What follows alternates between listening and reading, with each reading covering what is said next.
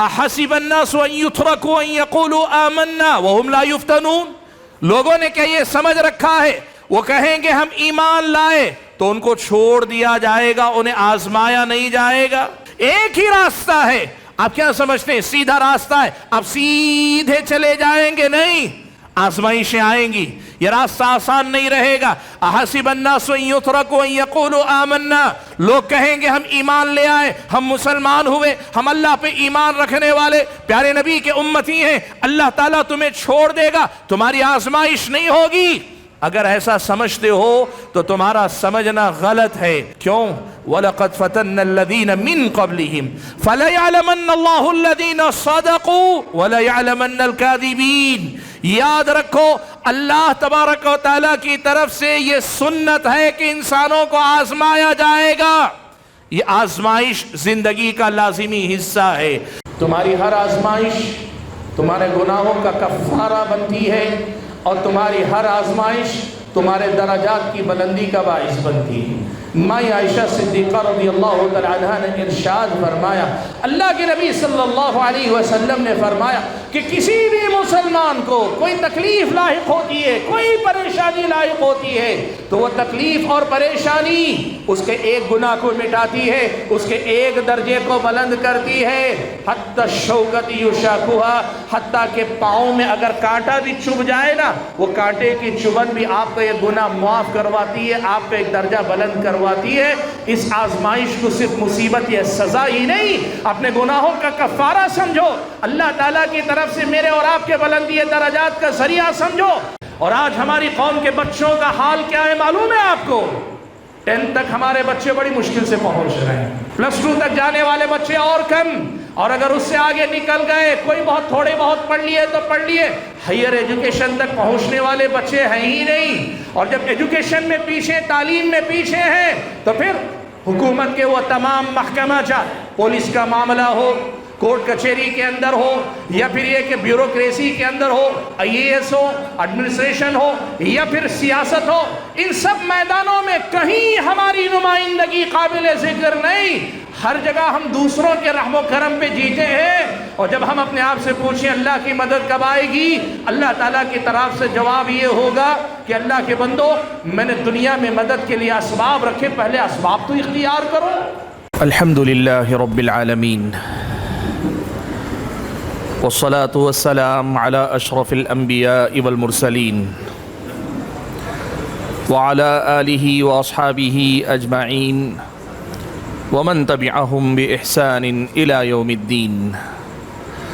يا أيها الذين آمنوا اتقوا الله حق تقاته ولا تموتن إلا وأنتم مسلمون۔ يا أيها الناس اتقوا ربكم الذي خلقكم من نفس واحدة وخلق منها زوجها وبث منهما رجالا كثيرا ونساء واتقوا الله الذي تساءلون به والأرحام إن الله كان عليكم رقيبا۔ يا أيها الذين آمنوا اتقوا الله وقولوا قولا سديدا يصلح لكم أعمالكم ويغفر لكم ذنوبكم ومن يطع الله ورسوله فقد فاز فوزا عظيما۔ أما بعد فأعوذ بالله من الشيطان الرجيم، بسم الله الرحمن الرحيم۔ أم حسبتم أن تدخلوا الجنة ولما يأتكم مثل الذين خلوا من قبلكم مستهم البأساء والضراء وزلزلوا حتى يقول الرسول والذين آمنوا معه متى نصر الله ألا إن نصر الله قريب۔ لائق صد احترام معزز علماء کرام، بزرگوں، نوجوان بھائیوں اور پردہ نشین خواتین اسلام، رب العالمین کا ہم سب پر بے انتہا فضل و کرم ہے کہ آج اس مقام پر اس نے مجھ کو اور آپ کو اکٹھا فرمایا،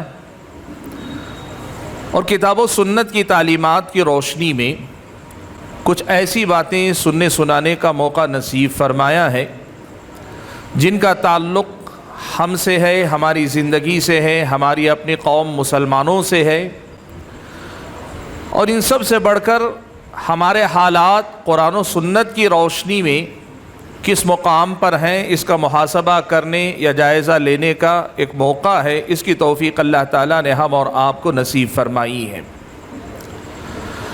میرے سامنے اس وقت جو عنوان ہے جس پر مجھے آپ کے سامنے گفتگو کرنی ہے، وہ ایک سوال ہے کہ اللہ تبارک و تعالیٰ کی مدد کب آئے گی۔ حاضرین گرامی قدر، یہ بات آپ اچھی طرح سے یاد رکھیے کہ اللہ تبارک و تعالیٰ نے اس دنیا میں انسان کی زندگی میں خیر اور شر دونوں قسم کی باتیں رکھی۔ اللہ انسان کو نوازتا بھی ہے، اللہ تعالیٰ دیتا ہے، اللہ تبارک و تعالیٰ مالا مال بھی کرتا ہے، اور اللہ تبارک و تعالیٰ لوگوں سے بہت کچھ چھینتا بھی ہے، محرومیاں بھی ان کے حق میں مقدر فرماتا ہے۔ اللہ تبارک و تعالیٰ ان کے لیے آزمائشوں کو مقدر فرماتا ہے۔ یہ اللہ تبارک و تعالیٰ کی اس کائنات کا نظام ہے، اللہ تبارک و تعالیٰ کا یہ سسٹم ہے۔ اللہ نے فرمایا وَنَبْلُوكُمْ بِالشَّرِّ وَالْخَيْرِ فِتْنَةً، ہم تمہیں شر اور خیر، اچھائی اور برائی یا نقصان اور اللہ کے انعام دونوں کی طرح کی چیزوں سے تمہیں آزمائیں گے۔ یہ اس دنیا کا نظام ہے کہ اللہ تبارک و تعالیٰ انسانوں کو یہاں بھیجا ہے تو انسانوں کو اللہ تبارک و تعالیٰ آزماتا ہے۔ اب انسان کی طبیعت ہے، انسان کا مزاج ہے، انسان کی یہ سوچ ہے یا انسان کی یہ عادت بن جاتی ہے بعد میں چل کر کہ اسے اپنی نعمتوں کا احساس نہیں رہتا کہ اللہ تعالیٰ نے اسے کیا دیا ہے، کتنا دیا ہے اور کیسے کیسے اللہ نے اسے مالا مال کیا۔ ہاں، انسان کو اس بات کا احساس ضرور ہوتا ہے کہ میری زندگی میں تکلیفیں کیا ہیں، پریشانیاں کیا ہیں، اللہ تبارک و تعالیٰ نے آزمائشیں میری زندگی میں کیا رکھی ہیں۔ آدمی اس احساس میں ڈوبا ہوا زیادہ ہوتا ہے۔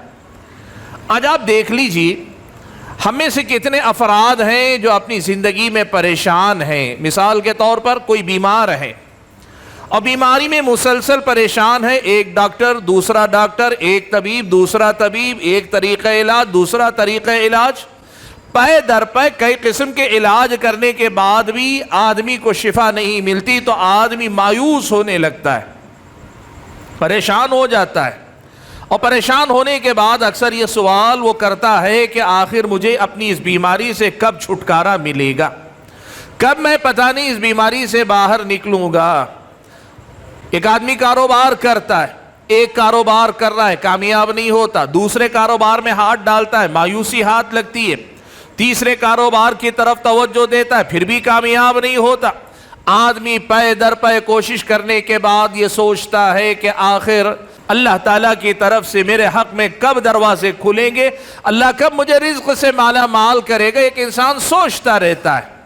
انسان اپنی انفرادی زندگی سے آگے بڑھ کر گھریلو زندگی، عائلی زندگی، سماجی زندگی میں بھی پریشانیوں کا سامنا کرتا ہے۔ کبھی اولاد کی طرف سے پریشان ہے، کوئی والدین کی کسی معاملے سے پریشان ہے، کوئی بیوی کے معاملات میں پریشان ہے تو کوئی شوہر کے معاملات میں پریشان ہے، اور آدمی پریشان ہو کر آدمی اکثر یہ کہتا ہے میری زندگی میں سکون کب آئے گا، کب میری زندگی کی یہ پریشانیوں کا خاتمہ ہوگا۔ انسان اپنی عائلی زندگی، گھریلو زندگی، یہ جو سماجی خاندان قبیلے کی زندگی، اس میں بھی پریشان ہوتا ہے تو یہ سوال کرتا ہے آخر اللہ تبارک و تعالیٰ میرے حالات کب سدھارے گا۔ اور یہی معاملہ قوم و ملت کا بھی ہے۔ ہم اور آپ یہ بات جانتے ہیں کہ بحیثیت مسلمان ہم اور آپ اس ملک کے اندر یا بین الاقوامی سطح پر جن حالات سے دو چار ہیں، کچھ ایسا برا وقت، کچھ ایسے برے حالات، ایسے واقعات سے گزرنا پڑ رہا ہے کہ آدمی پریشان ہو جاتا ہے۔ آپ دیکھیں اس وقت دنیا کے اندر بحیثیت قوم مسلمانوں کو جس قدر زیادہ پریشانیوں کا سامنا ہے، دنیا کی کوئی اور قوم اس قدر زیادہ پریشان نہیں۔ آپ دیکھ لیجئے قرآن جلانے کے واقعات، توہین قرآن کے واقعات پے در پے ہوتے جاتے ہیں، مغربی دنیا میں ہوتے ہیں، کبھی آپ اس ملک میں، کبھی دوسرے ملک میں، کبھی تیسرے ملک میں، اور ان کی دیکھا دیکھی ہمارے اپنے ملک میں بھی بعض نادان ایسی حرکتیں کرتے ہیں، کسی قوم کو اس کی مقدس کتاب کو جلا کر یا توہین کر کے ذہنی طور پہ ایسی تکلیف نہیں دی جاتی جیسی تکلیف مسلمان کو دی جاتی ہے۔ آپ دیکھ لیجئے کسی قوم کے لیڈر یا رہنما کو برا بھلا کہنے کا وہ ماحول نہیں ہے جیسا ماحول پیارے نبی صلی اللہ علیہ وسلم کی شان میں گستاخی کا ہے۔ ظالم ہمارے اپنے ملک کے اندر بھی اور ہمارے اپنے ملک سے باہر بھی پیارے نبی صلی اللہ علیہ وسلم کی شان میں پے در پے گستاخیاں کرتے جاتے ہیں، اور اس کے بعد اگر کچھ نوجوان جذبات میں بے قابو ہو جاتے ہیں تو پھر سارا قصور بھی انہی کا، الزام بھی انہی پہ، گرفتاریاں بھی انہی کے، قانون بھی انہی کے خلاف، ساری چیزیں انہی کے سر پہ مونڈ دی جاتی ہیں۔ یہ ہمارے اور آپ کی دنیا کا مشاہدہ ہے۔ اتنا ہی نہیں، آپ اگر مذہب کے حوالے سے دیکھیں، دین کے طور پر اسلام کو دہشت گردی کا نام دیا جا رہا ہے۔ کوئی غیر مسلم اگر کوئی معاملہ کرے، غلط کام کرے، وہ اس کا ذاتی عمل ہے، اور کوئی مسلمان اگر کوئی غلط حرکت کر دے، اسلام سیدھے نشانے پر آ جاتا ہے۔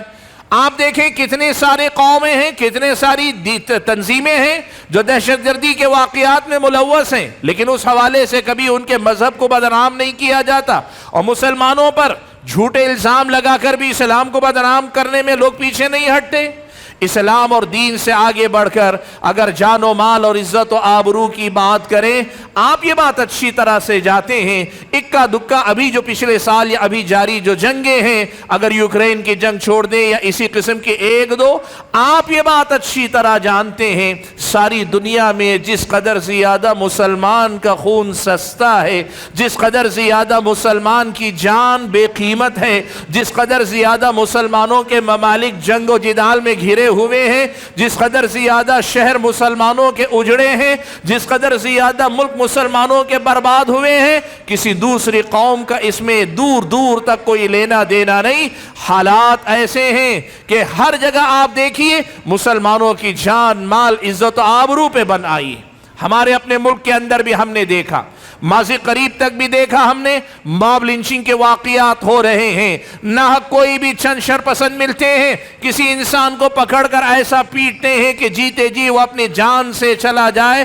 کتنے واقعات ہیں، کیا کیا مسائل ہیں جن کا سامنا ایک قوم بحیثیت قوم، ہم اور آپ بحیثیت مسلمان کر رہے ہیں، اور ایسے حالات میں ہمارے اور آپ کے سامنے یہ سوال آتا ہے، اللہ تبارک و تعالیٰ کی مدد آخر کب آئے گی؟ آپ جانتے ہیں اس وقت بھی پچھلے 1.5 سال سے تقریباً فلسطین کے مسلمانوں پر جس قسم کے برے حالات گزر رہے ہیں، جس طرح وہاں کے بوڑھے جوان بچے عورتیں حتیٰ کہ بیمار جو ہسپتالوں میں ہیں، چھوٹے چھوٹے معصوم بچے، جس طرح دنیا کے سامنے ان کے خون کی ہولی کھیلی جا رہی ہے، یہ مسلمانوں کے نوجوانوں کے جذبات کو برانگیختہ کرنے کا سبب نہیں تو اور کیا ہو سکتے؟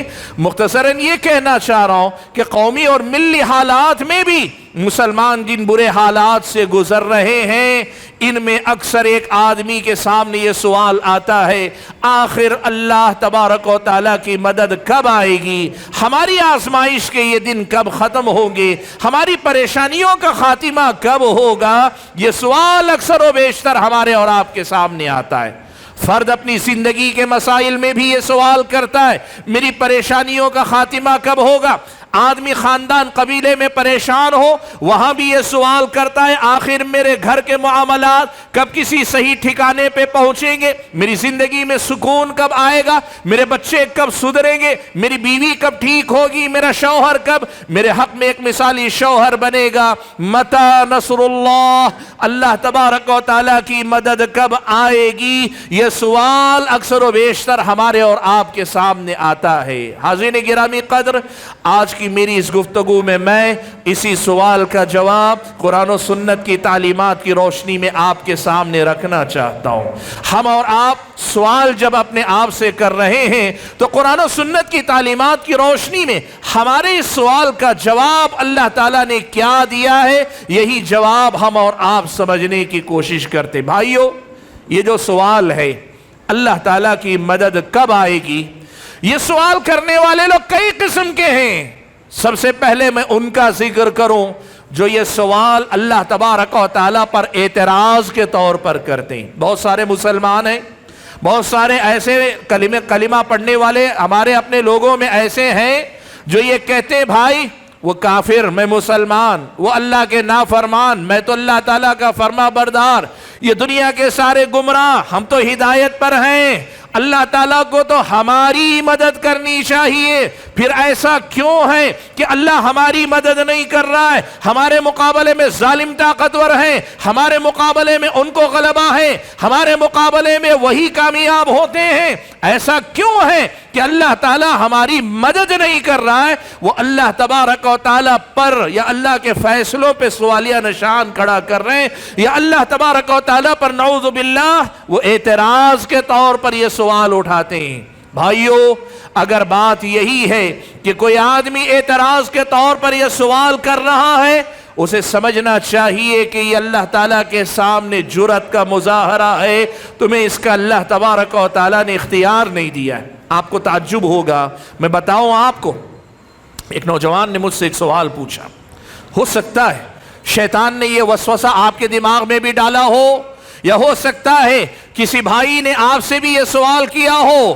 اس نوجوان نے مجھ سے جو سوال کیا وہ سوال یہ تھا، فلسطین کے حالات کے حوالے سے اس نے سوال کیا، کہا کہ مولانا ایک بات بتائیے، ہم نے حدیث میں سنا ہے، آپ ہی لوگوں سے سنا ہے کہ اللہ تبارک و تعالیٰ نے رحم و کرم کا جو جذبہ ہے، رحمت کی جو صفت ہے رحم، اللہ نے اس کے 99 حصے کیے، 99 حصوں میں سے ایک حصہ اللہ نے ساری مخلوقات کے اندر بانٹا، سارے انسان، سارے جن، سارے جاندار، سارے حیوان، سب کو اللہ تعالیٰ نے وہ 1% رحم و کرم کا جذبہ بانٹا ہے، اور اس کے مقابلے میں 99 حصے رحمت کے اللہ نے اپنے پاس رکھے ہیں۔ یہ حدیث ہے نا؟ میں نے کہا بالکل صحیح بات ہے، پیارے نبی صلی اللہ علیہ وسلم سے صحیح سند کے ساتھ یہ بات آئی ہے۔ اب دیکھیے سوال اس آدمی کا، اس نوجوان کا، یہ شیطان کا وسوسہ ہے کہ ہماری مصیبت کو بھی وہ اور بڑی مصیبت میں بدلنا چاہتا ہے، وہ ہماری دنیاوی آزمائش کو ہماری دین کی آزمائش بنانا چاہتا ہے۔ اس نے جو سوال کیا وہ یہ تھا، کہنے لگا مولانا ایک بات بتائیے، اللہ تعالیٰ نے جو 1% حصہ ساری دنیا میں، سارے انسانوں میں بانٹا، ساری مخلوقات میں بانٹا ہے، اس کا پتہ نہیں کتنا حصہ مجھے ایک انسان کو نصیب ہوا ہے۔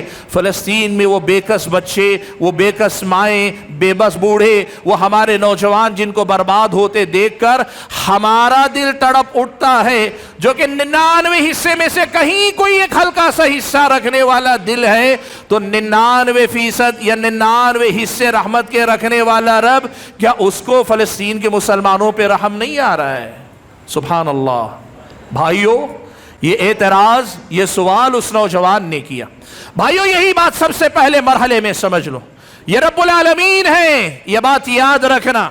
اگر یہ سوال کہ اللہ تعالیٰ کی مدد کیوں نہیں آتی یا اللہ تعالیٰ کی مدد کب آئے گی، یہ شکایت ہے، یہ شکوہ ہے، یہ اللہ تبارک و تعالیٰ کے فیصلے پر اعتراض ہے، تو پھر تمہیں کچھ حقیقتیں یاد رکھنی پڑے گی اللہ تعالیٰ کے بندو۔ سب سے پہلا مسئلہ یاد رکھو، تمہاری حیثیت اتنی نہیں کہ تم اللہ تعالیٰ سے یہ سوال کر سکو۔ بہت سیدھی اور صاف بات، تمہاری حیثیت یہ نہیں کہ تم اللہ تعالیٰ کے سامنے یہ سوال کر سکو۔ تمہارا وجود کیا ہے؟ تم اپنے وجود سے لے کر، اپنی بقا سے لے کر، اپنی زندگی کے ایک چھوٹے سے چھوٹے معاملات میں اس کے محتاج ہو، اسی نے پیدا کیا، اسی کے غلام ہو، تمہاری کوئی حیثیت نہیں۔ رب العالمین فعال لما یرید ہے، وہ جو چاہے کرے، اس کو اختیار ہے، اور اس نے یہ بات صاف کر دی ہے، وہ بندوں کے ساتھ کبھی ظلم نہیں کرتا، تو اللہ تبارک و تعالیٰ کے فیصلوں پر اعتراض کا بھی تمہیں کوئی حق نہیں دیا جاتا۔ تم کون ہو آخر؟ تمہیں کس بات کا غرہ ہے؟ کس بات کا دھوکہ ہے تمہیں؟ تم کیا سمجھتے ہو اسلام لا کر تم نے اللہ پہ احسان کیا ہے؟ اللہ تعالیٰ کے نام پر مسلمان ہو کر تم اسلام پر اللہ پہ احسان کر رہے ہو؟ یمنون علیک ان اسلموا، یہ ظالم آپ کے سامنے آ کے احسان جتلاتے ہیں کہ یہ اسلام لائے۔ قل لا تمنوا علی اسلامکم، تم اللہ تعالیٰ کے سامنے نبی کے پاس آ کر اللہ تعالیٰ پر احسان نہ جتلاؤ، نبی پر احسان نہ جتلاؤ، بل اللہ یمن علیکم ان ہداکم للایمان، احسان تو اللہ تعالیٰ کا ہے کہ اللہ تعالیٰ نے تمہیں ہدایت نصیب فرمائی ہے۔ بھائیو، یہ مسئلہ سب سے پہلے یاد رکھو، رب العالمین نے ہم اور آپ کو ہماری اور آپ کی زندگی میں اتنا پہلے ہی دے دیا ہے. اب یہ مصیبتیں، یہ تکلیفیں، یہ پریشانیاں ایسی نہیں ہیں کہ ان کے نام پہ اللہ تعالیٰ کے فیصلے پہ اعتراض کرنے والے بن جاؤ. میں آپ کو بتاؤں ایک واقعہ مستدرک حاکم اور بیہقی کے اندر آیا ہے، بنی اسرائیل کے ایک آدمی کا واقعہ. شیخ البانی رحمۃ اللہ علیہ نے اس حدیث کی سند کو ضعیف کہا، لیکن اس حدیث کا جو معنی و مفہوم ہے، یہ معنی و مفہوم شریعت مطہرہ کے دیگر دلائل سے اس کی تائید ہوتی ہے. واقعہ اللہ کے نبی نے یہ سنایا، بنی اسرائیل کے ایک آدمی نے 500 سال اللہ کی عبادت کی. 500 سال، اور عبادت بھی ایسی کہ جس میں کبھی کوئی گناہ نہیں، بالکل سرتاپا اللہ تعالیٰ کی عبادت اور بندگی میں گزار کر گیا. ہماری اور آپ کی طرح نہیں، صبح سے شام تک کے گناہ گن لیں گے، اتنے گناہ اللہ معاف فرمائے میری اور آپ کی زندگی میں ہے، خود ہمارا سر شرم سے جھک جائے گا. یہ وہ آدمی ہے 500 سال تک اس نے اللہ تبارک و تعالیٰ کی عبادت کی، اور عبادت کرنے کے بعد جب اس کا انتقال ہوا، اللہ تبارک و تعالیٰ نے بندے سے کہا کہ اس کو، فرشتوں سے کہا میرے بندے کو اس میرے اپنے فضل سے جنت میں داخل کرو، اسے جنت میں بھیجو، میرے فضل و کرم سے، میرے رحم و کرم سے اسے جنت میں داخل کرو. بندے نے کہا یا ربی بعملی، اے اللہ تعالیٰ اتنا سارا عمل کر کے 500 سال تک تیری عبادت کر کے، تیرے گناہ، تیری نافرمانی کیے بغیر پوری بندگی کر کے میں آیا ہوں، کیا میں اپنے عمل کے بدلے میں جنت نہیں جا پاؤں گا؟ کیا میرا عمل میرے جنت میں جانے کے لیے کافی نہیں ہے؟ اللہ نے کہا فرشتوں سے میرے بندے کو فضل سے، میرے فضل سے جنت میں داخل کرو. بندے نے پھر دہرایا. جب بار بار بندے نے اپنے عمل کا حوالہ دیا، آج جو کہتے ہیں نا ہم مسلمان ہیں، ہم کلمہ گو ہیں، وہ کافر ہیں، وہ مشرک ہیں، وہ ایسے وہ ویسے، ہم تو مسلمان ہیں اور ہم یہ سمجھتے ہیں کہ اللہ پر ہمارا کوئی حق بنتا ہے. سنو، اللہ کے نبی نے فرمایا جب اس بندے نے بار بار کہا میرے اپنے عمل کے بدلے ہی میں جنت میں جانا چاہتا ہوں، اللہ نے فرشتوں سے کہا تو پھر یہ کام کرو، اس کے سارے اعمال کو ترازو کے ایک پلڑے میں رکھ دو، زندگی کے سارے اعمال کو ترازو کے ایک حصے میں رکھ دو، اور اس کی ایک آنکھ نکال کر یا جسم کا ایک حصہ نکال کر صرف اس کے دوسرے پلڑے میں رکھ دو. فرشتوں نے کیا تو وہ سارے اعمال جس میں ایک پلڑے میں رکھے تھے وہ ہلکے ہو گئے، اور جس میں ایک آنکھ رکھی گئی تھی وہ نیچی ہو گئی. اللہ تبارک و تعالیٰ نے گویا اس کے سامنے یہ پیغام دے دیا کہ میرے بندے تیری ساری زندگی 500 سال کی وہ عبادت جس میں تو نے کوئی گناہ نہیں کیا، یہ سارا عمل کر کے بھی تم نے پیشگی میری طرف سے دی ہوئی ایک آنکھ کی نعمت کی برابری نہیں کر سکا، ابھی اس کا حق ہی ادا نہ کر سکا، باقی جسم کا پورا حق تو باقی ہے. آخر پھر کس منہ سے یہ کہتا ہے کہ تو اپنے عمل کے بدلے میں جنت میں جانا چاہتا ہے؟ میرے بھائیوں، اس مسئلے کو یاد رکھو. رب العالمین یہ کہہ چکا کہ وما ربک بظلام للعبید، تمہارا رب بندوں پہ ظلم کرنے والا نہیں ہے، لہٰذا اپنی تکلیفوں، مصیبتوں، پریشانیوں، اپنے مسائل اور اپنے جھمیلوں میں گھر کر شیطان کے اس وسوسے میں مت آنا، شیطان کے اس دھوکے میں مت آنا کہ تمہاری دنیا کی اس مصیبت کو وہ شیطان تمہارے دین کی مصیبت بنا دے. اب تو دنیا کی مصیبت تھی ہی، اللہ پر اعتراض کر کے، اللہ تعالیٰ کے فیصلوں پہ اعتراض کر کے کہیں تم دین و ایمان گوانے والے نہ بن جاؤ. اللہ کے بندو، پہلا مسئلہ، اگر کوئی یہ سوال پوچھ رہا ہے کہ اللہ تعالیٰ کی مدد کب آئے گی، پوچھنے والے کا مقصد اگر اعتراض ہے تو پھر یہ جواب دے دو اللہ تبارک و تعالیٰ فعال لما یرید ہے، اور اللہ نے پہلے ہی اتنا دے دیا ہے کہ اس کی نعمتوں کے مقابلے میں آزمائشیں بڑی چھوٹی بڑی تھوڑی ہیں. ان آزمائشوں سے گھبرا کے اللہ کے احسانات، اللہ کی نعمتوں کے منکر نہ بنو. تمہیں حق نہیں پہنچتا کہ اللہ تعالیٰ کے فیصلوں پہ اعتراض کرو. یہ پہلا مسئلہ یا پہلا سوال ہے جس کا جواب ہم اور آپ کو یاد رکھنا چاہیے. اور اگر سوال اعتراض کے طور پر نہیں، اللہ پر اعتراض نہیں، آدمی گھبرا جاتا ہے، آدمی پریشان ہوتا ہے، انسان ہے، دل ہی تو ہے نہ سنگ و خشت، درد سے بھر نہ آئے کیوں.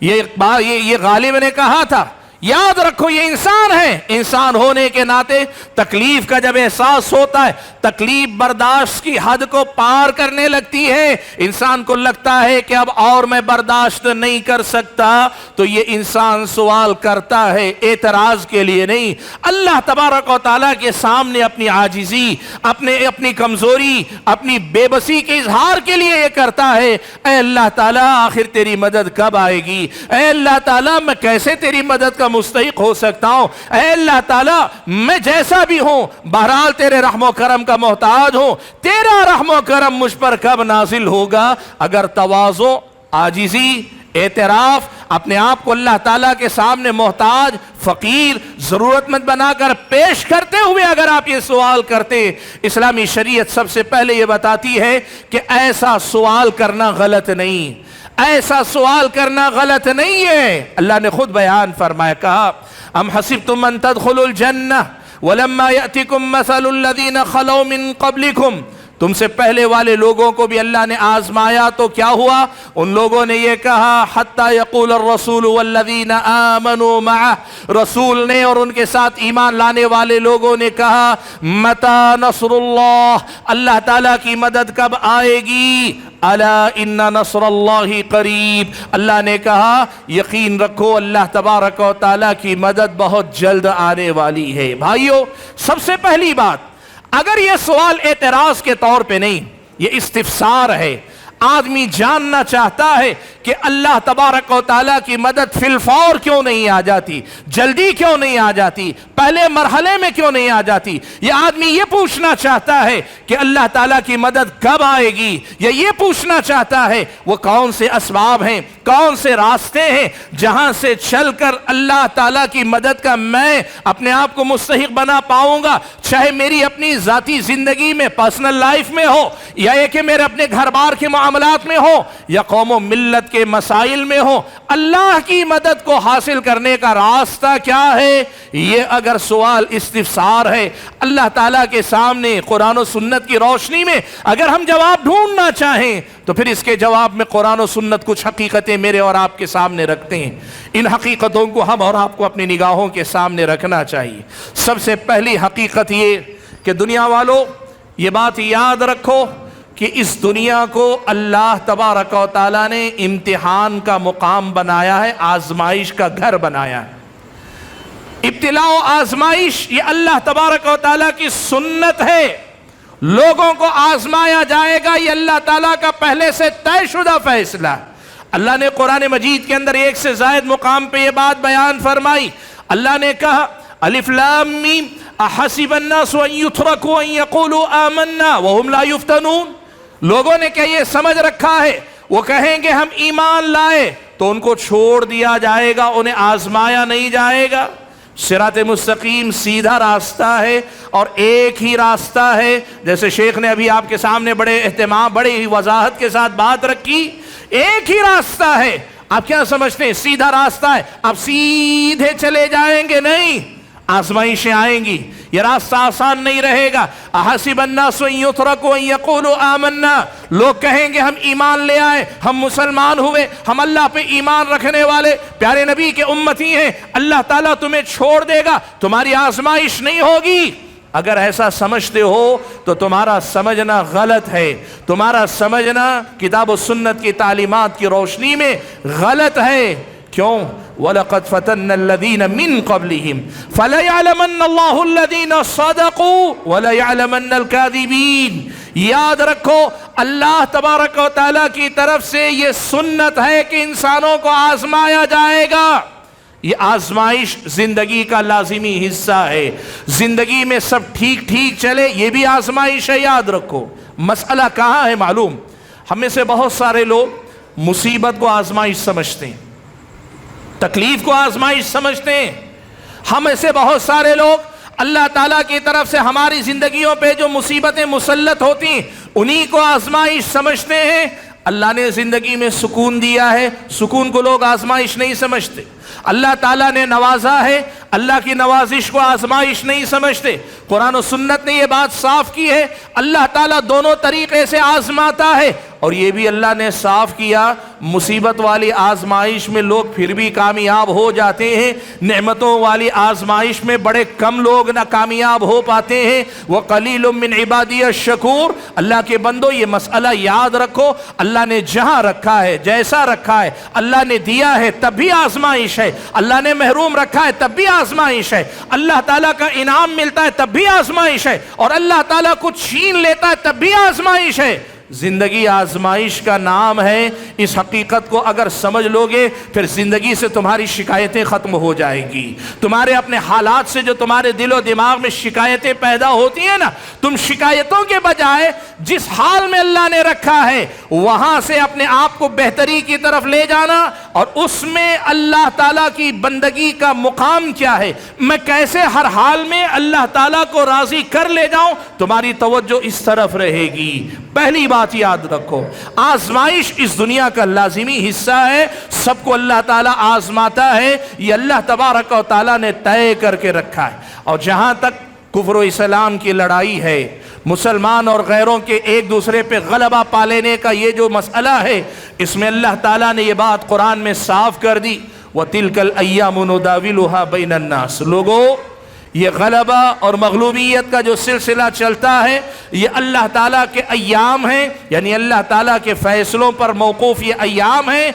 अल्लाह ताला जिसको चाहता है गलबा अता करता है। अल्लाह तुम्हें गालिब करे तो भी तुम्हारी आजमाइश, और अल्लाह उनको गालिब करे उनकी भी आजमाइश। अल्लाह तुम्हें मगलूब रखे तुम्हारी आजमाइश, अल्लाह उनको मगलूब रखे उनकी आजमाइश। ये अल्लाह ताला की इस कायनात के अंदर सुन्नत है, ये उलट फेर चलता रहेगा। हमेशा मुसलमान गालिब नहीं रहेगा, हमेशा आपकी जिंदगी में सब कुछ अच्छा ही नहीं चलेगा, हमेशा आपकी सेहत बनी नहीं रहेगी, हमेशा रोजी रोटी हमेशा आपकी जारी नहीं रहेगी।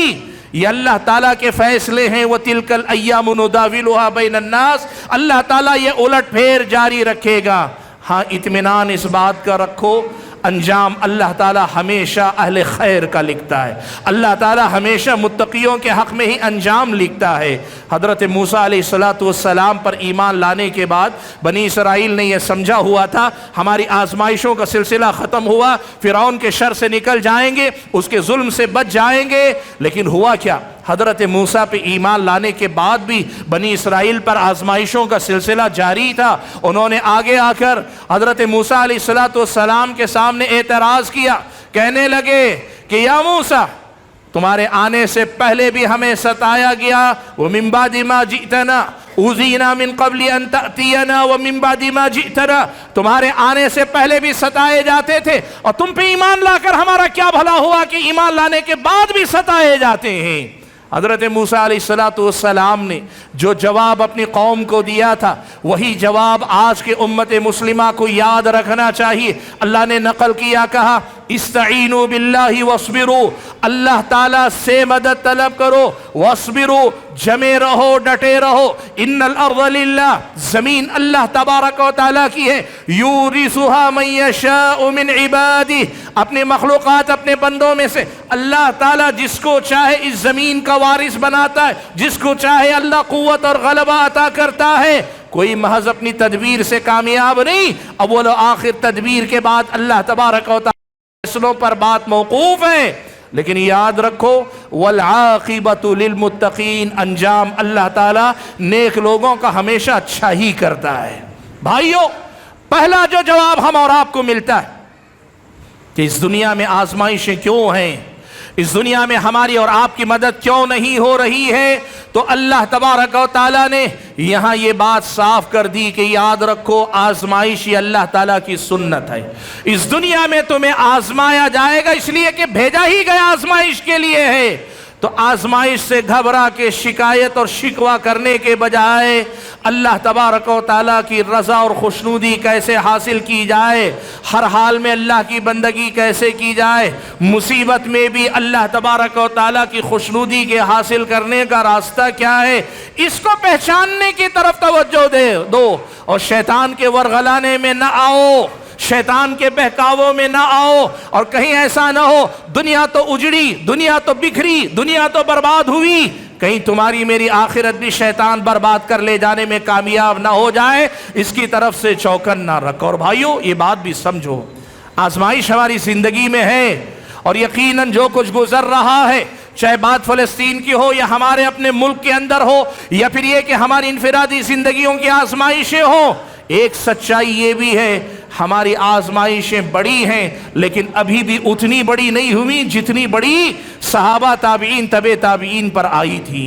اور صحابہ پر جیسے آزمائشیں آئیں، اللہ کے نبی پر جیسی آزمائش آئی، اللہ کے نبی صلی اللہ علیہ وسلم نے اس کے بارے میں کیا کہا معلوم ہے؟ حضرت خباب ابن ارت رضی اللہ تعالیٰ عنہ آئے، حضرت خباب ابن ارت رضی اللہ تعالیٰ عنہ آئے، اللہ کے نبی صلی اللہ علیہ وسلم کعبۃ اللہ سے ٹیک لگائے بیٹھے ہیں۔ خباب رضی اللہ تعالیٰ عنہ کا مسئلہ یہ ہے کہ فرماتے ہیں اللہ کے نبی صلی اللہ علیہ وسلم ٹیک لگائے بیٹھے تھے، آ کر حضرت خباب نے شکایت کی، اللہ کے نبی ہم سے اور صبر نہیں ہوتا ہے، ہم سے اور زیادہ صبر نہیں ہو رہا ہے۔ یہ کون ہے معلوم ہے؟ حضرت خباب وہ صحابی ہے، ایمان لانے کے نتیجے میں انگاروں سے ان کی پیٹھ کو داغا گیا تھا۔ بعض مورخین نے لکھا کہ انگارے جلانے کے بعد اس پہ لٹا دیا جاتا، ان کے جسم کی چربی پگھل کر وہ انگارے بجھ جاتے۔ اتنی سخت تکلیف برداشت کی، اور جب تکلیف برداشت سے باہر ہونے لگی، اللہ کے نبی کے پاس آ کر کہنے لگے متی نصر اللہ، اے اللہ کے نبی اللہ کی مدد کب آئے گی؟ سبحان اللہ۔ بھائیو، ہم تکلیف میں ضرور ہیں اور یقیناً پریشانی میں ہیں، لیکن انگاروں پہ لیٹنے جیسی تکلیف شاید ابھی وہ مقام اللہ نے نہیں لایا۔ اللہ کا شکر ہے ابھی اللہ نے عافیت کے کچھ درجے باقی رکھے ہیں۔ کیا ہوا؟ اللہ کے نبی صلی اللہ علیہ وسلم ٹیک لگائے بیٹھے ہوئے تھے کعبۃ اللہ سے، صحیح بخاری کی روایت ہے۔ اللہ کے نبی سیدھے ہو کر بیٹھ گئے اور اللہ کے نبی نے حضرت خباب ابن ارت سے جو بات کہی ذرا غور سے سنیے گا۔ اللہ کے نبی نے کہا تم سے پہلے والی قوموں کا یہ حال تھا کہ ان میں سے ایک آدمی کو لوگ زندہ زمین میں گاڑ دیتے، آدھا گاڑنے کے بعد آدمی کو جیتے جی زندہ انسان کو سر پہ آرا رکھ کر جس سے لکڑیاں چھینی جاتی ہیں، جیتے جی انسان کو دو حصوں میں بانٹ دیتے، پھر بھی وہ لوگ اسلام پر ثابت قدم رہتے، اپنا دین چھوڑنے کے لیے تیار نہیں ہوتے۔ اللہ کے نبی نے یہ بھی مثال دی، کہا تم سے پہلے والی قوموں میں ایسے بھی ہوا کہ جیتے جی لوہے کے کنگے لے کر انسان کے جسم سے گوشت نوچ کر نکال دیا جاتا تھا، پھر بھی وہ ثابت قدم رہتے تھے۔ اللہ کے نبی نے پچھلی قوموں کے یہ واقعات سنانے کے بعد حضرت خباب رضی اللہ تعالیٰ عنہ سے کہا وَلَكِنَّكُمْ تَسْتَعْجِلُونَ، خباب تم بڑی جلدی مچا رہے ہو، بڑی جلد بازی کا ثبوت دے رہے ہو۔ سبحان اللہ۔ آگ کے انگاروں پہ لیٹ کر برداشت کرتے کرتے جب قوت جواب دے جا رہی ہے، جب تکلیف برداشت کے باہر ہو رہی ہے، تب آ کر حضرت خباب اللہ کے نبی کے سامنے شکایت کر رہے ہیں، اور اللہ کے نبی کہہ رہے ہیں تم جلد بازی کر رہے ہو تو آج بتاؤ، آج اگر ہمیں اور آپ کو یہ سوال پریشان کر رہا ہے اللہ کی مدد کب آئے گی، تو یہ ہماری جلد بازی نہیں تو اور کیا ہے اللہ تعالیٰ کی مدد۔ میرے بھائیوں، قرآن و سنت پڑھا کرو۔ قرآن و سنت میں الحمدللہ آپ کی میری روز مرہ کی معمولات سے لے کر قوم و ملت کے بڑے بڑے مسائل کے سلسلے میں واضح رہنمائی ہے۔ مسئلہ یہی ہے، لوگ قرآن و سنت تک آتے کہاں ہیں، قرآن و سنت تک پہنچتے کہاں ہیں، اپنے مسائل قرآن و سنت میں ڈھونڈتے کہاں ہیں۔ اللہ کے بندو، میں نے کہا پہلا مرحلہ، پہلا جواب آپ کو یہ ملے گا، آزمائش اللہ تبارک و تعالیٰ کی سنت ہے، اور اس دنیا میں ہو تو آزمائے جاؤ گے، لیکن ایک بات اچھی طرح سے یاد رکھنا، تمہاری ہر آزمائش تمہارے گناہوں کا کفارہ بنتی ہے، اور تمہاری ہر آزمائش تمہارے درجات کی بلندی کا باعث بنتی ہے۔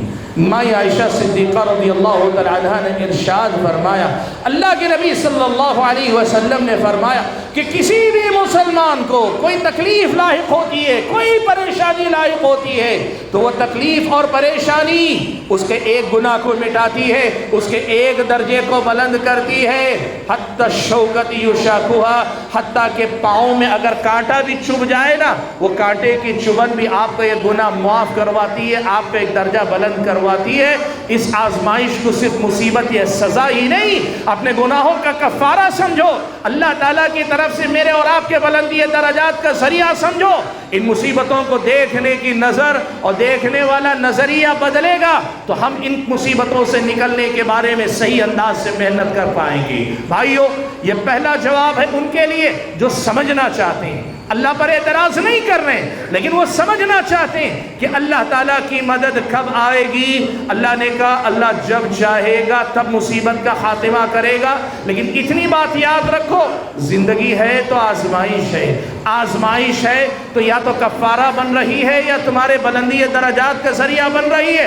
آزمائش ہے چاہے چھوٹی ہو یا بڑی، انجام ہمیشہ تمہارا بہتر ہونے والا ہے۔ یہ اللہ تبارک و تعالیٰ کی اس کائنات میں سنت ہے، یہی اللہ تبارک و تعالیٰ کا نظام ہے۔ یہ قرآن و سنت سے ہم اور آپ کو ملنے والا پہلا جواب ہے۔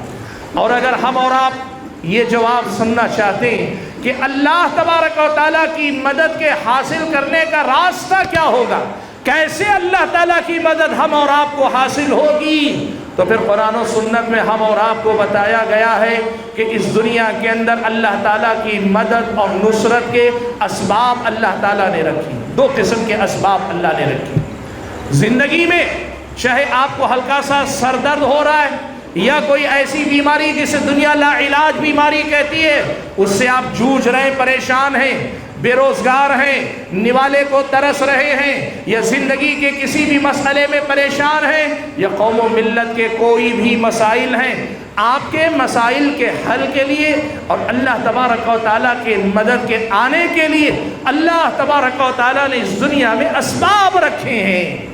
تمہیں اسباب کو اختیار کرنے کی فکر کرنی پڑے گی، تمہیں اسباب کو اختیار کرنے کی فکر کرنی پڑے گی۔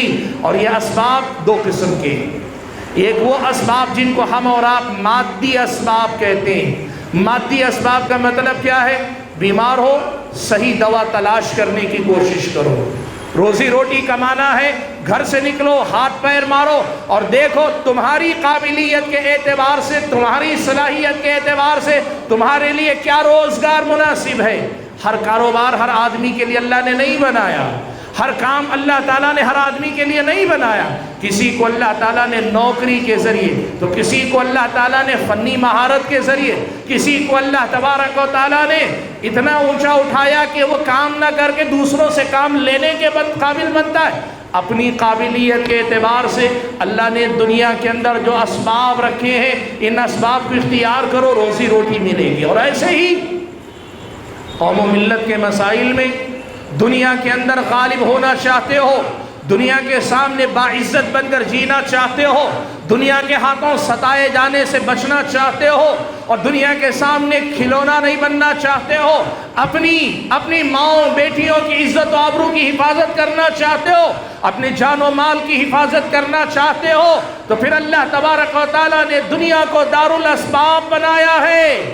سب سے پہلے ان مادی اسباب کو اپنی زندگی میں اپنانے کی کوشش کرو کہ اللہ تعالیٰ نے اسباب سے جوڑ کے رکھا۔ آج مسئلہ کیا ہے معلوم آپ کو؟ معاف کیجئے گا، میں کم سے کم اپنے ملک کی سطح پہ تو یہ بات ذمہ داری سے کہہ سکتا ہوں، ہم یہ چاہتے ہیں کہ ہاتھ پہ ہاتھ دھرے بیٹھے رہے، ہمارے مسائل حکومتیں حل کر دیں، ہم ہاتھ پہ ہاتھ دھرے بیٹھے رہے، قانون ہمارے مسائل حل کر دے، ہم ہاتھ پہ ہاتھ دھرے بیٹھے رہے، ہمارے مسائل خود بخود حل ہو جائیں۔ نہیں ہوگی اللہ کے بندو، اللہ نے دنیا کو دارالاسباب بنایا ہے، سبب اختیار کرو۔ دیکھو دنیا میں آج قیادت وہ کرتا ہے جو علم پر حکومت کرتا ہے، جو آدمی حصول علم کے باب میں جو قوم اس مقام پہ پہنچ جائے جہاں ساری دنیا کے علوم و فنون ایک طرح سے دنیاوی اعتبار سے اس کے اختیار میں چلے آئیں، تو پھر وہی آدمی دنیا پہ رول کرتا ہے، حکومت کرتا ہے۔ اور آج ہماری قوم کے بچوں کا حال کیا ہے معلوم ہے آپ کو؟ 10 تک ہمارے بچے بڑی مشکل سے پہنچ رہے ہیں، +2 تک جانے والے بچے اور کم، اور اگر اس سے آگے نکل گئے کوئی بہت تھوڑے بہت پڑھ لیے تو پڑھ لیے، ہائر ایجوکیشن تک پہنچنے والے بچے ہیں ہی نہیں۔ اور جب ایجوکیشن میں پیچھے، تعلیم میں پیچھے ہیں، تو پھر حکومت کے وہ تمام محکمہ جات، پولیس کا معاملہ ہو، کورٹ کچہری کے اندر ہو، یا پھر یہ کہ بیوروکریسی کے اندر ہو، IAS ہو، ایڈمنسٹریشن ہو، یا پھر سیاست ہو، ان سب میدانوں میں کہیں ہماری نمائندگی قابل ذکر نہیں۔ ہر جگہ ہم دوسروں کے رحم و کرم پہ جیتے ہیں، اور جب ہم اپنے آپ سے پوچھیں اللہ کی مدد کب آئے گی، اللہ تعالیٰ کی طرف سے جواب یہ ہوگا کہ اللہ کے بندو، میں نے دنیا میں مدد کے لیے اسباب رکھے، پہلے اسباب تو اختیار کرو۔ تم نے یہ کیسے سمجھ لیا کہ تم صرف مسلمان ہو اپنے آپ کو کہہ کر ہاتھ پہ ہاتھ دھرے بیٹھے رہ جاؤ گے؟ اللہ تبارک و تعالیٰ تمہاری مدد کرے گا۔ اللہ کے بندو، اللہ نے رسول اکرم صلی اللہ علیہ وسلم اور آپ کے صحابہ کو بھی میدان جنگ میں نکالا، بدر ہو، احد ہو، حنین ہو، فتح مکہ ہو، خیبر ہو، خندق ہو، اللہ کے نبی صلی اللہ علیہ وسلم اور آپ کے صحابہ کو میدان میں نکلنا پڑا۔ جب میدان میں نکل کر آئے، پھر اس کے بعد اللہ تعالیٰ کی مدد کی بات آئی، گھر میں بیٹھے ہوئے، ہاتھ پہ ہاتھ دھرے ہوئے، کچھ کرنا نہیں، کچھ آگے بڑھنا نہیں، اور ہم چاہتے ہیں ہماری مدد ہو، کیسے ہوگی؟ آپ دیکھ لیجئے، NRC کا مسئلہ ہوا، CA کا مسئلہ ہوا، ہمارے اپنے قوم سے زیادہ، یہ بات میں بڑی ذمہ داری سے کہہ رہا ہوں، ہمارے اپنے لوگوں سے زیادہ بہت سارے غیر مسلموں نے ہمارا مقدمہ ہم سے زیادہ مضبوطی کے ساتھ لڑا۔ ہم اپنے مسائل کے لیے کھڑے ہونے کے لیے تیار نہیں، ہم اپنے حالات کو سدھارنے کے لیے تیار نہیں۔ میں تفصیل میں جانا نہیں چاہتا، بات بڑی لمبی ہوگی۔ تعلیم ہے، فنی مہارتیں ہیں، اور دنیا کے اندر اللہ تعالیٰ نے جو مقامات جہاں سے فیصلے لیے جاتے ہیں وہاں تک پہنچنے کے جتنے دروازے، اس میں کوئی شک نہیں، تعصب بھی ہے، اس میں کوئی شک نہیں، بہت ساری رکاوٹیں بھی ہیں، لیکن اپنا کردار پورا کرو، اپنی طرف سے ذمہ داری کو نبھاؤ۔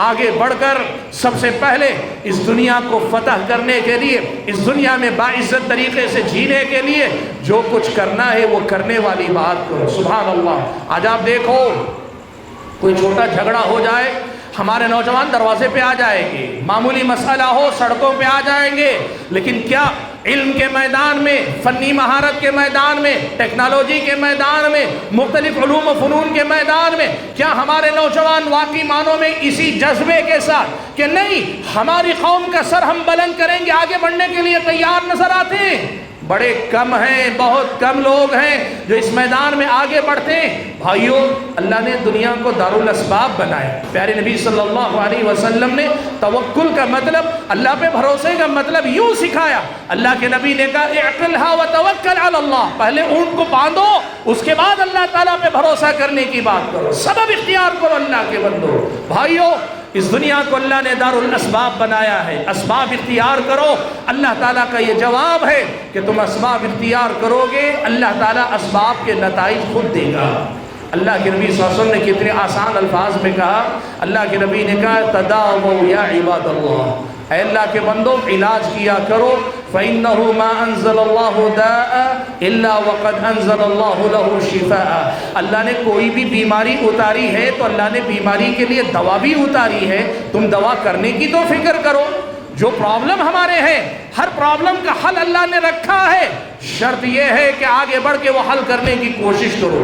وقت اجازت نہیں دیتا کہ میں اس مسئلے میں تفصیل سے جاؤں، ورنہ میں اصلاحیے سے بھی بول سکتا ہوں آپ کے سامنے کہ بھائیوں، آج معاف کرو، سیاست میں ہماری اور آپ کی نمائندگی بھی ہماری قوم کی نمائندگی سے زیادہ اپنی اپنی پارٹیوں کے ایجنڈوں کی نمائندگی ہی ہو پاتی ہے۔ ہمارے جو ذمہ دار، ہمارے لیڈر، ہمارے رہنما علاقائی سطح کے ہوں یا ملکی سطح کے ہوں، وہ ہمارے حق میں بولنے کے معاملے میں اکثر و بیشتر چوک جاتے ہیں۔ کئی بار پارٹی کی مجبوریاں یا کئی بار اس بات کا ڈر کہ اگر قوم کے لیے ڈٹ کر کھڑے ہوں گے تو مسائل کھڑے ہوں گے۔ اللہ معاف فرمائے، بات بہت لمبی ہے، لیکن ایک لفظ میں اگر کہیں، اللہ تعالیٰ نے قرآن و سنت میں ہمارے اور آپ کے سامنے یہ بات صاف رکھی ہے کہ متی نصر اللہ، اللہ کی مدد کب آئے گی؟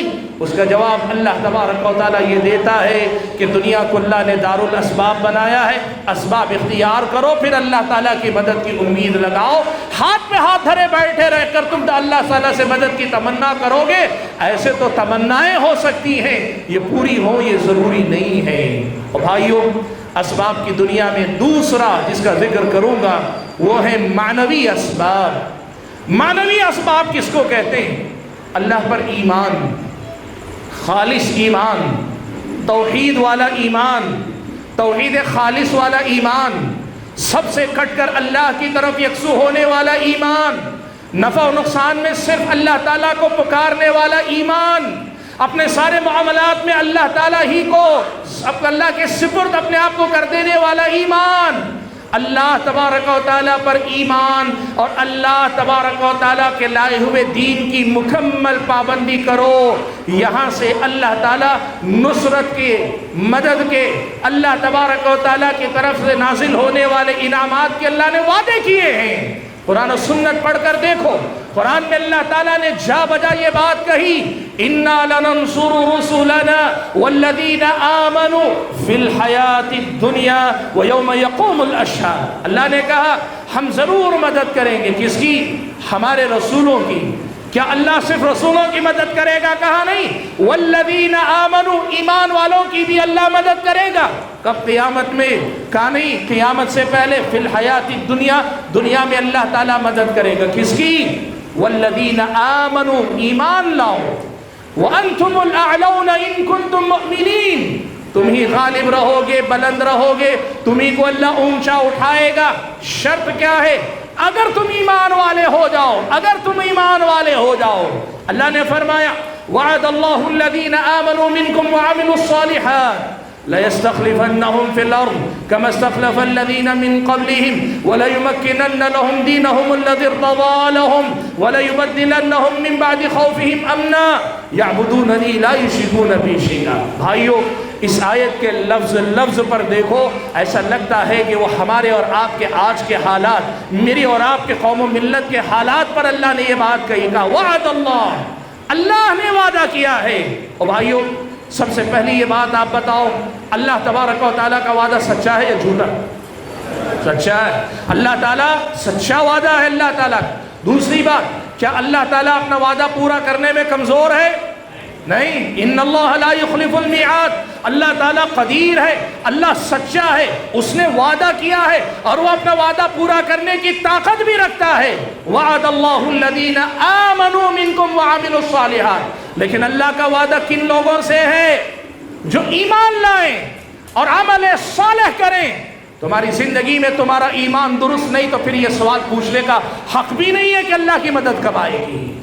تمہارے اعمال تمہارے درست نہیں ہیں، تمہاری اپنی زندگی اسلامی تعلیمات پر نہیں ہے، تو پھر اللہ تعالیٰ کے سامنے یہ سوال کرنے کا حق نہیں کہ اللہ کی مدد کب آئے گی۔ وعد اللہ الذین آمنوا منکم وعملوا الصالحات، وعدہ کس کا کیا ہے معلوم ہے؟ کتنے بڑے بڑے وعدے اللہ نے کیے۔ لَيَسْتَخْلِفَنَّهُمْ فِي الْأَرْضِ كَمَا اسْتَخْلَفَ الَّذِينَ مِنْ قَبْلِهِمْ، اللہ تعالیٰ زمین میں تمہیں جانشین بنا دے گا، زمین میں صاحب اختیار بنا دے گا۔ اللہ تعالیٰ دوسروں کو ہٹا کر تمہیں زمین کا ایک طرح سے اختیار رکھنے والا بنائے گا۔ یہ اللہ کا وعدہ ہے۔ جیسے اللہ نے اس سے پہلے بھی بہت سارے ظالموں کو ہٹا کے اللہ نے مظلوموں کو طاقتور بنا کر بٹھایا۔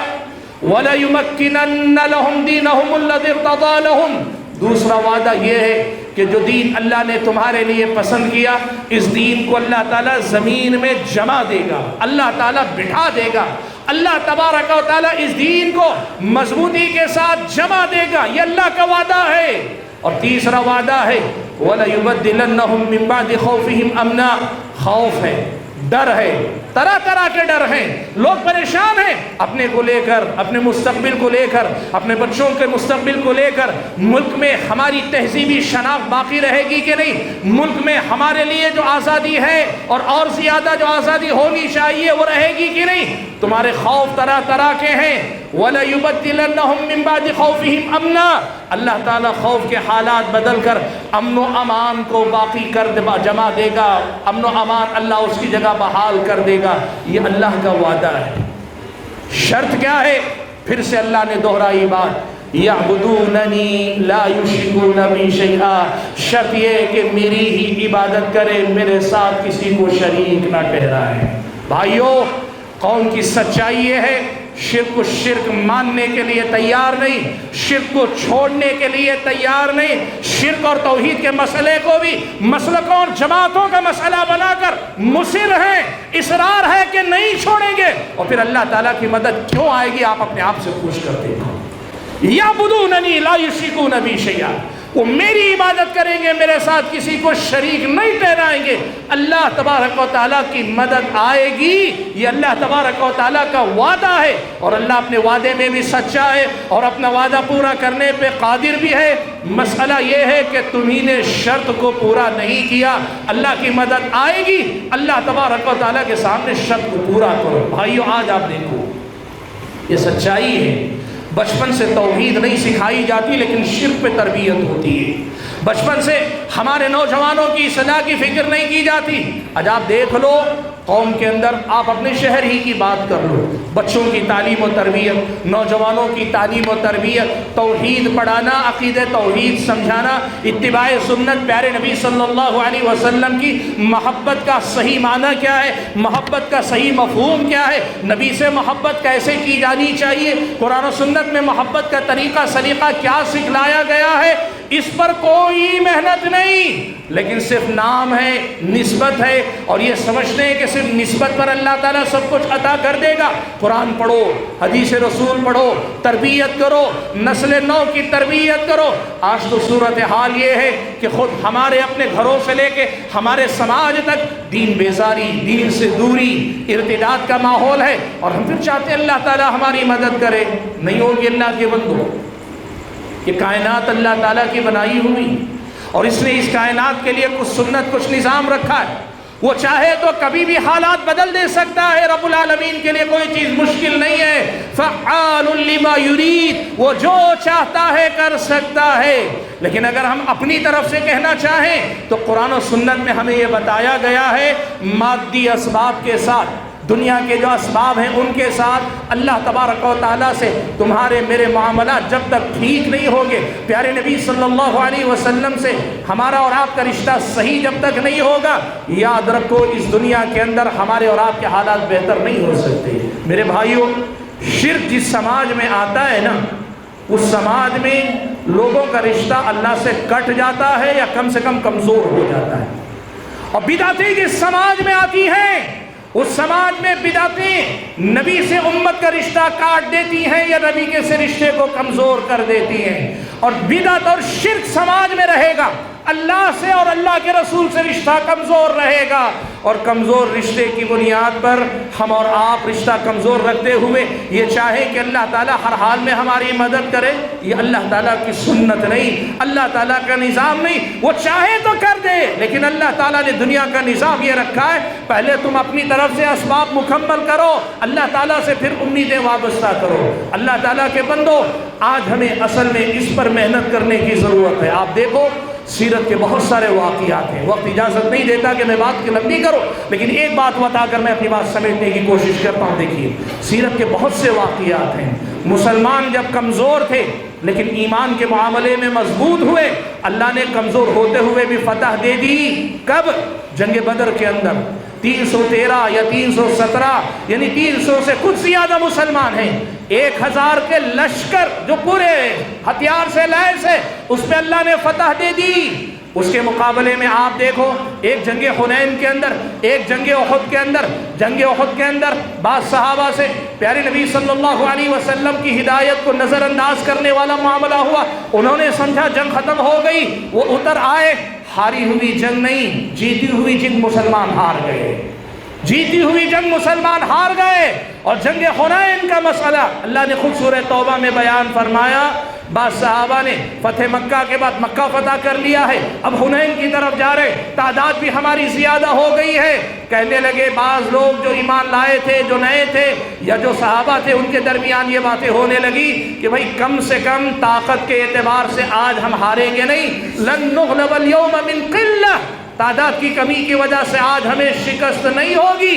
اللہ تبارک و تعالیٰ نے ان کو شکست سے دوچار کر دیا۔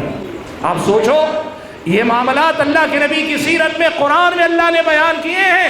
معنوی اسباب کا بڑا زور ہے، بڑا اہم کردار ہے۔ اللہ کے بندو، ایمان درست کرو، حالات درست کرو۔ اور آج یہ بات میں کہوں گا کہ ہماری جو دعوت، جماعت اہل حدیث کی جو دعوت، ہم سب سے زیادہ اسی پر بات کرتے ہیں کہ توحید کے مسائل کو لوگوں کو پڑھنے پڑھانے کا اہتمام کرو، ہم اسی پہ سب سے زیادہ بات کرتے ہیں کہ بدعات کو پہچانو، بدعات کا خاتمہ کرو۔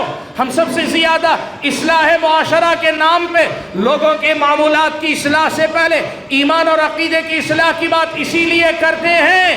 ہمارا ماننا یہ ہے کہ قوم و ملت کے تمام مسائل کے حل کی چابی اللہ تعالیٰ نے اصل میں یہاں رکھی ہے۔ اللہ کے بندو بھائیو، اسی لیے آج یہاں سے آپ سبھی کو دعوت ہے، آج یہاں ہمارے ساتھ شریک آپ بھائی ہیں اور ہماری یہ بہنیں ہیں، آپ کی یہ ذمہ داری بنتی ہے۔ یہ کوئی مسئلے کی لڑائی نہیں، یہ کوئی جھگڑا نہیں ہے کہ تیری جماعت میری جماعت کی بات ہے۔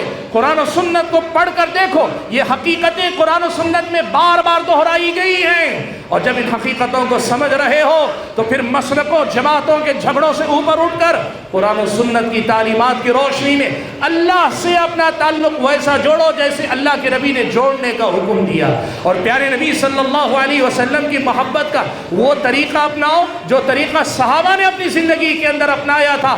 یہی سے ہمارے اور آپ کے اس سوال کا جواب ملے گا کہ اللہ تبارک و تعالیٰ کی مدد کب آئے گی۔ اللہ کے بندو، اول و آخر ایک بات اور کہہ کے میں بات ختم کر لوں۔ یہ اسباب کی بات ہے، لیکن اسباب کے ساتھ ساتھ ایک بات یاد رکھو، اپنی اکڑ یا اپنے دعووں سے زیادہ اللہ کے سامنے گڑ گڑا کے دعائیں مانگا کرو، اللہ سے دعائیں مانگا کرو۔ ہمارے بعض بھائی کہتے ہیں دعائیں مانگی جاتی، کچھ لوگوں کو ہم نے کہتے سنا، وہ یہاں تک کہتے ہیں ایسا کیا ہے کہ آپ کی دعائیں، کعبۃ اللہ کا امام بھی آپ کے لیے دعائیں کر رہا ہے، مسلمانوں کے لیے، فلسطین کے لیے، سارے لوگوں کے لیے، مکہ و مدینہ میں کعبۃ اللہ کے پاس مسجد نبوی کے اندر رمضان کے مہینے میں شب قدر میں دعائیں ہو رہی ہیں، اور مظلوم ہاتھ اٹھا رہے ہیں۔ اللہ تعالیٰ دعائیں پھر بھی قبول کیوں نہیں کر رہا ہے؟ لوگ یہاں تک کہتے ہیں یہ مولوی قوم کو صرف دھوکہ دے رہے ہیں۔ سنو اللہ کے بندو، پیارے نبی صلی اللہ علیہ وسلم نے ایک بات بیان فرمائی۔ اللہ کے نبی نے کہا، یہ جو سوال ہے نا ہماری دعائیں کیوں نہیں قبول ہوتی، اللہ کے نبی نے کہا جب تم دعا کرتے ہو تو اللہ تعالیٰ لازماً تین میں سے کسی ایک طرح ضرور قبول کرتا ہے۔ کیسے؟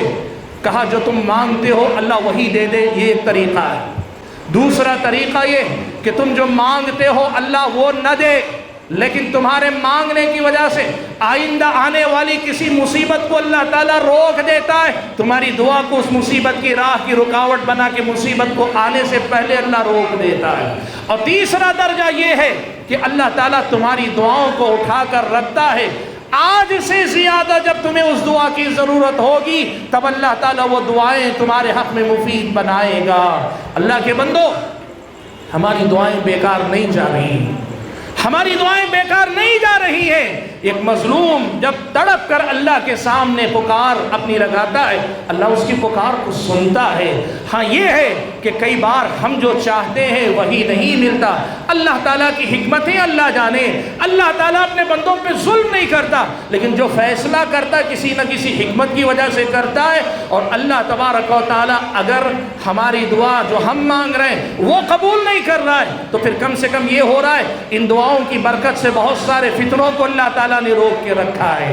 اگر آپ ملک کے حالات میں اگر دیکھیں گے، یہ ہمارے برا چاہنے والے یا شر پسند جو ہمارے قوم و ملت کو نقصان پہنچانے کے لیے کیا کیا منصوبے بنا کر بیٹھے ہوئے تھے، آپ یقین کرو جو ہوا ہے اس سے کہیں زیادہ برے ان کے ارادے تھے۔ یہ رب کا کرم ہے کہ اللہ نے ان کے بہت سارے منصوبوں پہ پانی پھیر دیا ہے۔ اور تیسری بات، اگر یہ بھی نہیں تو کم سے کم اللہ تعالیٰ ہماری دعاؤں کو اٹھا کے رکھا ہے، اور اللہ تعالیٰ کی مدد آئے گی، اس وقت آئے گی جب آج سے زیادہ ہم اور آپ ان دعاؤں کے مستحق ہوں گے یا ضرورت مند ہوں گے، تب اللہ تعالیٰ مدد کرے گا۔ اسی لیے بھائیوں، کرنا کیا ہے؟ بہت آسان ہے۔ اس قسم کی جب صورتحال پیدا ہوتی ہے زندگی کے ہر معاملے میں قرآن و سنت سے رشتہ مضبوط کرو، اپنے آپ کو اللہ تعالیٰ سے نزدیک لے آؤ، اور پھر اچھی توحید، سچی توحید، پکی توحید، نبی علیہ الصلوۃ والسلام سے سچی محبت، پکی محبت، اصلی محبت، حقیقی محبت، اور اسلام سے وہ رشتہ جو مضبوط رشتہ جو نام کا بھی ہو کام کا بھی ہو، ایسا رشتہ قائم کرنے کے بعد پھر جب اللہ کے سامنے اپنا دامن پھیلاؤ گے تو اللہ تبارک و تعالیٰ ضرور مدد کرے گا۔ اللہ نے مدد کی ہے، ماضی میں بھی کی ہے، حال میں بھی کرے گا، اور اللہ نہ کرے اگر مستقبل میں بھی ہمارے حالات بگڑے اللہ تعالیٰ ضرور مدد کرے گا۔ یہی پیغام دیتے ہوئے میں اپنی بات ختم کرتا ہوں۔ اللہ تعالیٰ سے دعا کرتا ہوں کہ اللہ تعالیٰ مجھے اور آپ سبھی حضرات کو، خواتین کو، ان بات یاد رکھتے ہوئے اپنی اصلاح کرنے اور قوم و ملت کے اندر توحید اور اتباع سنت کے پیغام کو عام کرنے، شرک کے خاتمے، بدعات کے خاتمے کے لیے محنت کرنے کی اللہ تعالی ہم اور آپ کو توفیق نصیب فرمائے۔ آمین۔ وآخر دعوانا الحمدللہ رب العالمین۔